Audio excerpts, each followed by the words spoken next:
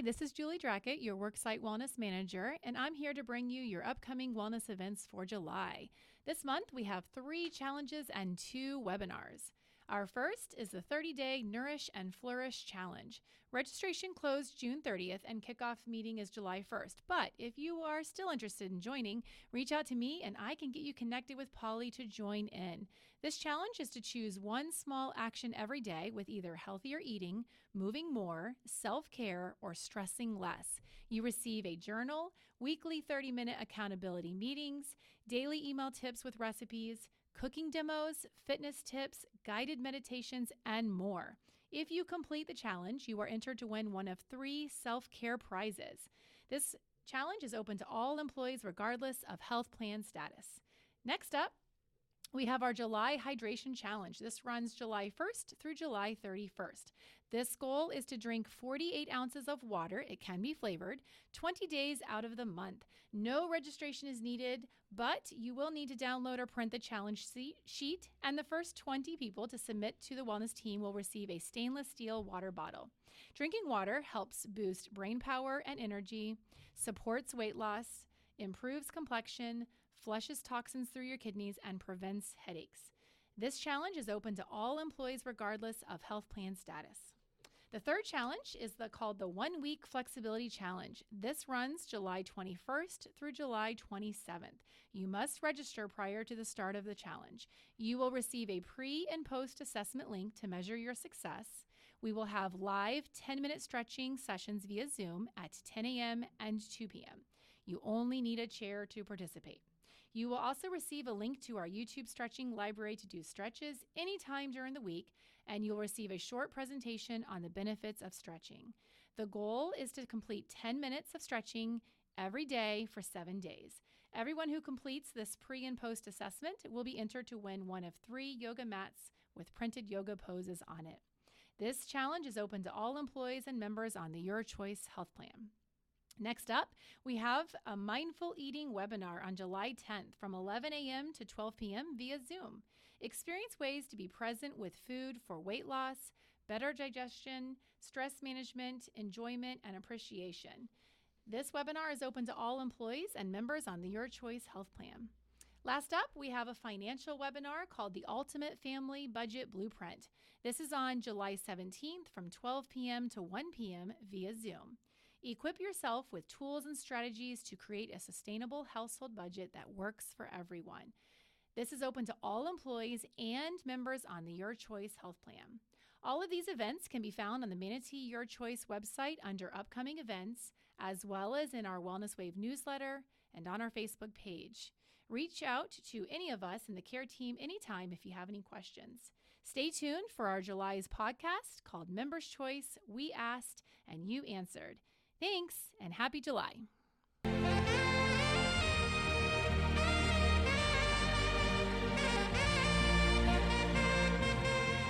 Hello, everyone. Thank you so much for returning back to the Wellness Wave. I'm your host, Dan Trongone, and I am here with the rest of the care team. We have Mr. Marcus Harris. Say hello, Marcus. Hey, everybody. What is happening? And we also have Miss Clarabelle Gill. Clarabelle, say hello. Hi, good morning, everyone. How is everyone doing? So this month, this is Members' Choice Podcast. So what does that mean?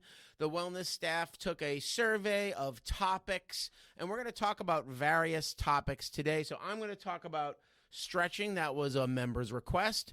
Marcus got more nutrition questions, so Marcus is going to do his nutrition thing. And then Miss Clarabelle Gill got some sleep and other type of emotional related items to sleep. So we're going to start off with Mr. Marcus. Mr. Marcus, how you doing? I'm doing great, Dan. Happy to be here. Awesome. We're always happy to remember, this is your home, my home. This is not just my podcast, it's all of ours. So Marcus, let's start with nutrition. So members requested basic strategies or ideologies or understanding of nutrition. So in simple terms, Marcus, how does someone start with just understanding what nutrition is? Yeah, so Dan, there are so many ideas and so many different philosophies out there on the internet. You can Google so many different things, and who knows what'll pop up surrounding nutrition. It's more like a religion these days that people take. Gosh. Right? They take. We're all like tribal. So we take these different approaches and we go with it. That's 100% accurate. What I like to do is just break down and get back to the basics. So when people start to understand nutrients and food, really forget everything that you've already known. Forget everything that someone has convinced you that this is the greatest food or diet on the planet, and get back to the basics. So the basics are, what is a macronutrient? What is a micronutrient? Okay.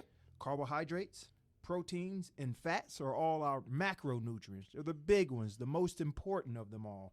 And then there's the micronutrients, which we can still get by, but maybe less efficient if they aren't optimal or ideal. And that would be your vitamins, minerals, and good old water. If we got those 6 nutrients, carbohydrates, proteins, fats, vitamins, minerals, and water down pack and knowing what they're doing for the body, I think we're going to be in good shape and just we'll be well off in our understanding and knowing how to filter through the fog. I totally understand, and I totally agree with you. So let me ask you this, Marcus. Should people, when they go food shopping or make a plate, are they focusing on the macros first and the micros, like you said, the vitamins, minerals, water stuff comes along with it? Or should people, when they build their plate or shopping cart, should they do the micros first and then worry about the macros later? What's the simplest way somebody can kind of understand the nutrition, like all those things you were just talking about?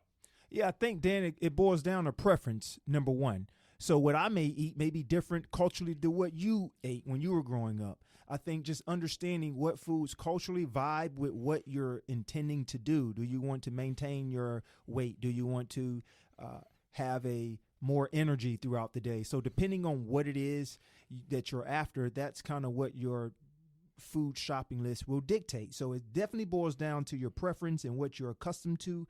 And then from there, you can get deeper into, okay, I'm going to select this type of carbohydrate or this fat or this protein to my preference. Okay, so let's do a generalized kind of like template for somebody. If I have a plate in front of me and I'm following your nutrition tutelage, what would my plate and drink look like for just a general healthy meal? If it's breakfast, it's lunch, or dinner? Beautiful. Great question. So this is where I refer to the My Plate method, which is on the guidelines. It's the 2020 guidelines for the, I can't remember exactly which organization that is. I think it's just if you go to just My Plate or was it myplate.gov? That's what it is. Myplate.gov. I'm like trying to think about it. It's just that easy. It's all good. It's all good. Myplate.gov, but people will understand what the basic plate looks like, and that's going to be half of the plate fruit and vegetables, a quarter of the plate protein, and a quarter of the plate grains. Okay, that's kind of the ideal setup for the My Plate, and you can find that on myplate.gov. Can you say that one more time, Marcus, please, again, just so people can definitely have a second shot at understanding what you just said is beautiful. Absolutely. Just want to make sure people can hear it again. So if I have a circular plate, if I split that down in the middle, 50% of that plate should be fruits and vegetables. All different kinds, all different colors, right? Yep, different kinds, different color. Eat the rainbow. That's it. Not Skittles, folks. The other half of that plate, you can split it in half, so that will be a quarter and a quarter. Okay. A quarter of that plate can be protein, and then another quarter of that plate could be carbohydrates, which would be in the form some type of grain, or starch. Excellent. So that's going to be that fuel. So that's an ideal plate, and obviously nothing beats water. So people need to hydrate. Water is best. Non-negotiable. Love it. That's truth. Awesome, folks. Thank you so much, Marcus. Great little template to start. So people, if you do want a specific nutrient meal plan, please contact Mr. Marcus Harris. He is not only a registered dietitian, but he's also our diabetes educator. If you are dealing with that type of metabolic condition, Marcus is your man. He could be reached at extension 3974, or if you go to manateeyourchoice.com, go under the nutrition tab. Mr. Marcus is actually in charge of all the nutrition educators who actually write you nutrition plans based on like what he said before. What are you trying to do? Be healthy, lose weight, or gain muscle, whatever it is. We got a nutritionist / dietitian for you. Hey, Marcus, thank you so much. I really appreciate it. Love it. Awesome. All right, folks, we're going to shift gears. And Marcus, you can always still chime in. We're talking to Miss Clarabelle Gill, folks. She's one of the best therapists I know. She's also the only therapist I know. But that's all right. We still love Clarabelle. She's great. So, Clarabelle, how you doing?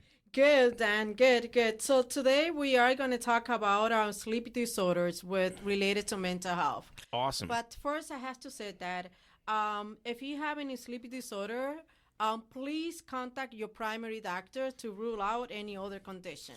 That's the first thing that someone should do when they have the sleep disorder, not being able to sleep.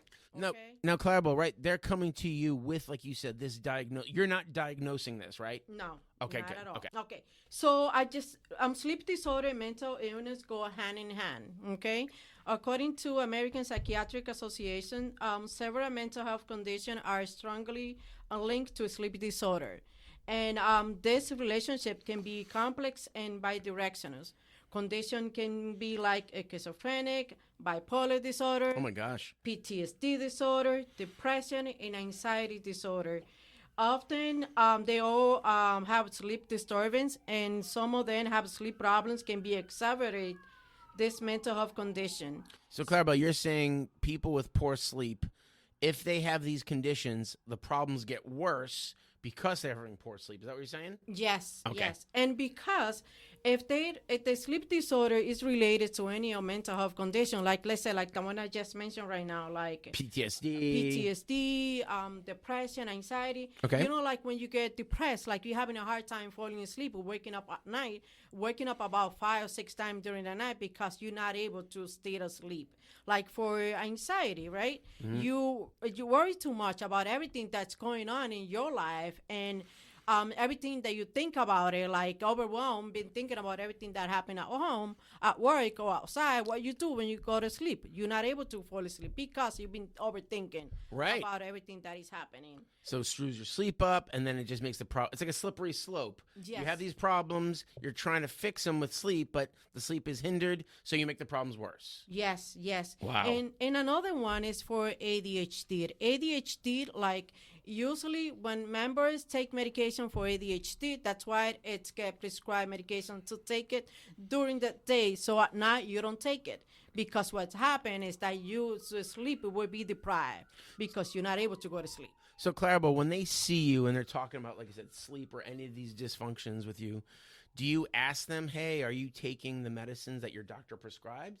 Usually what I do, like, it depends what kind of diagnosis is the members coming with, or the situation that they're coming with, right? Let's say that they depressed, right? And this, and I explain the reason why either you oversleep or you don't sleep at all. Either you be awakened 3 times through the night, that's the cause of depression. That can cause that. Right. And that would affect the sleep right there. Right. Let's say that they come with anxiety. It's the same thing. Like, I know, like, okay, this anxiety, it's things that you feeling overwhelmed, things that you're overthinking, things that you cannot stop thinking about it. Any problem that happens, you get anxious about it. Let's go through the process, so in this way it will be easier for you. So when they go at night, when they go home, be ready to sleep, that they already process everything what happened through their mind, and they can easily, not I'm saying like easily fall asleep, but it's going to help them better. Like they're just in a better spot to chill out. In a better mood too. Awesome. In a better place too. Awesome. Well, no, thank you so much. That's wonderful. Anything else you're looking at? I usually do some recommendation when members they come to the office with having sleeping problems. And like I said, first, before they come with any kind of mental problems, consult with your doctor if you're having any sleeping problem, because just to rule out any condition. But this is my recommendation every time someone's come to the office. Okay, right? let's hear it. Okay, so first thing we call, as a therapist, we call what we call empty chair. Empty chair, it's a place. Oh, empty chair. Gotcha. Chair. Gotcha. We place a chair in the house where you have a lot of things going through your mind, and that you want to like talk it out yourself. And there's a place where you can put in the corner of your room or in the living room, some place that you're going to relate your mind to that chair, that whatever you're going through at that moment, you sit over there and you process everything that is happening before you go to bed. Oh, wow. That's a way. If you want to join us sitting in that chair, it's like you are relating yourself mentally to that chair. That's where you're going to leave all the problems before you go to bed there. So is this kind of like journaling, right? It's a journaling, and we call that it's an empty chair where you you leave all the problems there before you go to bed. Now, are people like, are they writing this down, or is it more like they're just kind of sitting in their own space? Like, do you want them to write it down? Like, how can they empty themselves? Like, with Whatever this chair? whatever it's easier for them. If Okay. they feel like they wanted to write it down, because a lot of the time when you write down everything that you're going through at that moment, it's easier to get it out. But if you just talk to yourself, that's Okay. also you can do that. It's talking to yourself. That's what we call it. Usually it's talking to yourself Yeah. about whatever your situation that you're going through. So you're just venting. Mm-hmm. Gotcha. Venting to yourself right there. So we also recommend that having sleep schedule. Okay. Like, if that's something that you can go to sleep, let's say at 9 o'clock, be sure that you're going to be in bed at that time, 9 o'clock. Every day. Every day. Okay. Do not go like one day you go at 7, another day when you fall Right. asleep. Like, just have a schedule, sleep schedule for you before you go to bed. Love it. Another one is like we put all the device on the side. Like we tend to use the phone, the tablet, everything. We recommend that please put that on the side, because a lot of the time your mind is so strong that you want to stop looking at your phone, but you have to be able to do that. Put everything on the side. Another one is that we recommend is you listen to relaxation technique music. Okay. That can help you relax too. And don't not eat heavy meal before you go to sleep too. Gotcha. At least set up a schedule. That's the time that you eat. This is what you eat. So in this way, when you go to sleep, you feel light. So you don't feel like that eating that heavy meal, it's going to compromise your sleep too. Yeah, hold on one second. Marcus, real quick, what would be a nice light, maybe, if somebody is hungry, but like Clarabelle said, we don't want to have a huge meal, what would you recommend as like maybe a little snack to kind of help them ease into some sleep? A doctor once told me that if an apple doesn't seem good enough, then you're probably not hungry. If an apple doesn't satisfy you, then you're probably not hungry. So a piece of fruit, or maybe a handful of nuts, or maybe some whole grain chips, or whatever the case may be, something healthy, something whole, but food first. Gotcha. No, awesome. Thanks for jumping in there. All right, Clarabelle, let's just shift back to you. So like you just left off with not having a huge meal. Mr. Marcus chimed in as far as like, give me some examples. I didn't mean to cut you off. Go ahead. Oh, no. So those are usually my recommendations. It all depends. Like, therapy is really important. We always, like, when you have a sleep problem, we used to do, like I said from the beginning, see your doctor and see if you need medication. So that's the primary thing that you should do to rule out, like, apnea or any other condition. But we usually, like, when we know that you're going some kind of mental health condition, you know that you're going to go through that. Right. So let me ask you this, right? Marcus and I talk offline about other things from nutrition to fitness. When it comes to sleep, I personally like people to do the holistic approach. Like, I don't want them to take medicine unless, the doctor prescribes it or has to. Do you prefer that too, as far as like mental health or sleep stuff? Like, hey, try these techniques first and only get medication if you need it? Or like, what do you think? I usually recommend first, let's process everything that you're going through. Okay. Whatever mental health condition, let's see if this is going to work out for you.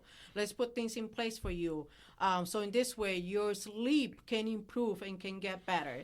I don't usually recommend medication right away, because a lot of the time, because it's something that you're going through in your life, and that causes you to have a sleep deprivation. So when you get to the point that you find a way how to process everything that is happening to you at that moment, your sleeping problems start going away. That's awesome, because you're taking control. You're actually seeing, hey, these are tools I can do myself, and I don't want to use the medication as a crutch. Yes. I love it. Marcus, how about you? Would you say the same thing as far as from a food perspective? Do you think people, like, they want to skip the hard work of meeting with you and going through a diet plan or working out? They just want to go right to medication?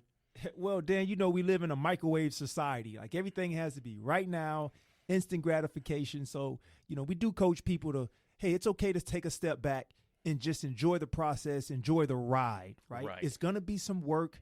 We're going to have to put some time in it. And as our probably parents and grandparents have always told us, there's nothing that comes easy in life. Like, if something is worth it, then you're willing to work for it. Correct. You don't want the easy way, because that means it's the worst way usually. Cool. Well, thank you too. I appreciate it. We're gonna switch gears into my realm. So I'm gonna talk about flexibility. Let me ask you this, Marcus or Clarabelle, do you guys either take yoga or stretching? Do you guys have any idea what flexibility is within reason?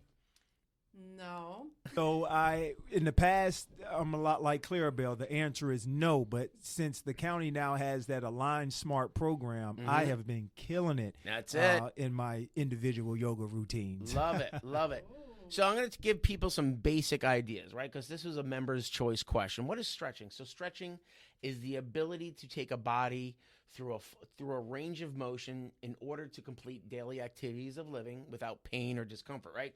So the really two big types of training. Has anybody ever heard of what's called static or dynamic stretching? I know Marcus probably have. How about you, Miss Clarabelle? No. Okay, so static means holding.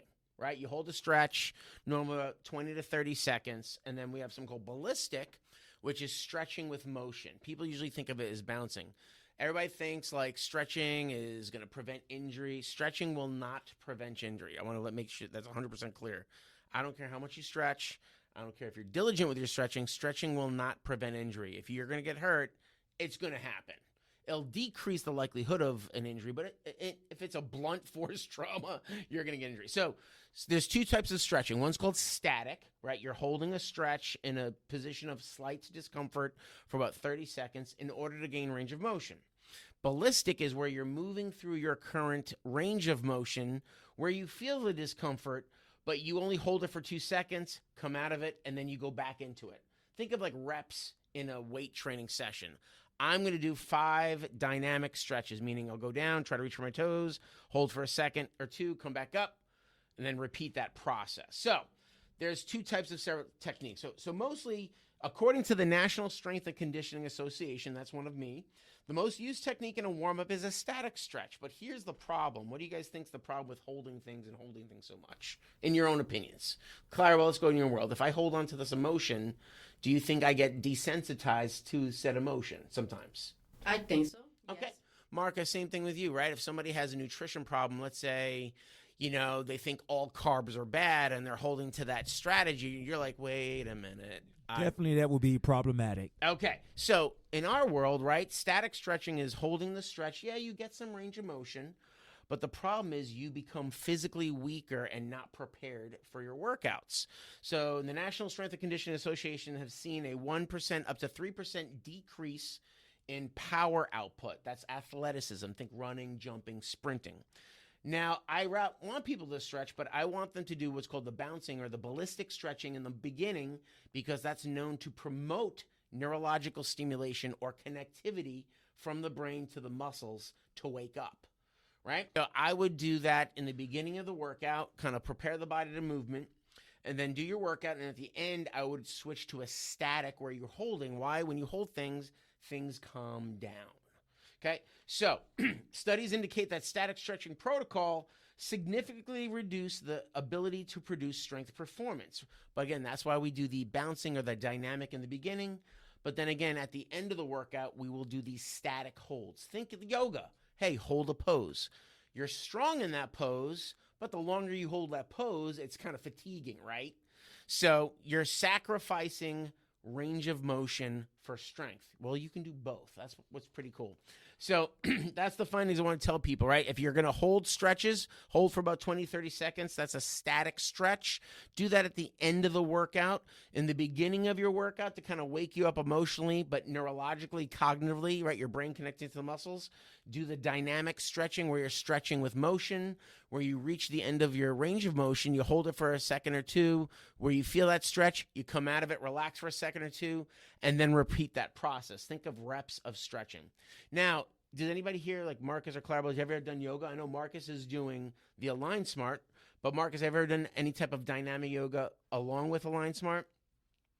So I'm gonna say no, Dad. All right. No. I have done it sorry. sporadically, yoga session, spin-off session here, there, but nothing nothing programmed. Okay, so here's the cool part.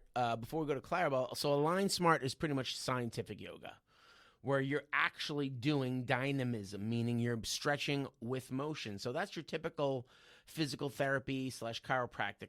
So, Marcus, how do you feel physically now since you've been doing Align Smart, which is dynamic stretching in a combination of holding stretching as well? I mean, it's to be an understatement, but I feel lubricated. That's it. I feel like a well-oiled machine. That's what I feel like. That's I feel like huge. the Tin Man has gone away, That's it. and straight lubrication is now in. Yeah, March of the Wooden Soldiers is now a past old movie. Clarabelle, how about you? Have you ever, I know you've been walking a lot lately, which is great, but have you done any stretching recently, or have you ever done stretching at all? And how did that make you feel? I'm doing cardio. And Okay. it's doing really good to me. I feel like more energetic, like when I come to the office because I'm doing the cardio. I'm compromising myself. I just started doing it 2 weeks ago, and I feel like so much different. That's something I'm doing for my own health, and which is like for a good benefit that I mean feel better.